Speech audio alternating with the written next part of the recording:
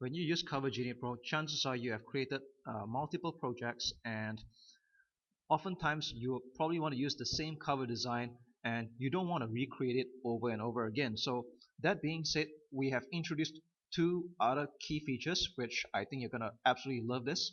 The first one is the duplicate feature. So right here in my account right now, you see that I've created quite a few projects, and let's just say I want to use this design and I want to recreate it over and over again. So, but I don't want to make this whole thing from scratch because I think that's going to be a waste of time. So what I do is that I have this thing called the duplicate feature, and I just click on it, and I'll get this pop-up message that says the project has been successfully copied. Click OK, and voila, you have a copy of the project right away.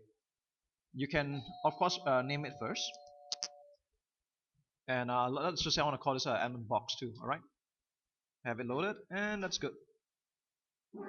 Okay, click edit and let's have a look at it. Alright, so as you can see here, I have recreated the project. I can make any changes I want without recreating it from scratch, which is totally awesome. Now there's a second feature I want to show you that I think is going to be absolutely amazing, but it comes with I would say not rather a disadvantage, but something to be warned about. Okay, first of all, let's just say you want to create this in a box version, but you want to turn this to a book version as well. Well, you can change the canvas and have it change to other types of formats over here. So you can use the same cover design and yet save it in another type of cover action. All right. So as you can see here, I have changed the type to hardcover one, and this is what it looks like. But what if you change to something that's remarkably different, especially let's say something a lot more different like uh, Thunderbolt, all right, the screen device. Have you noticed that you went from a portrait to a landscape canvas, all right?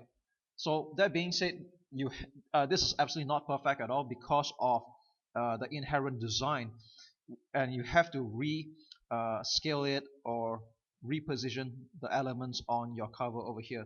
So bear in mind that if you ever want to do anything drastic like changing from a square cover to a rectangular one or a portrait to a landscape, this is what it's going to look like. This has got nothing to do with the software limitations, but rather the design itself. All right, so bear that in mind if you ever want to make this kind of editing. Other than that, just a reminder to save your designs every now and then as usual, and have fun using Cover Genie Pro.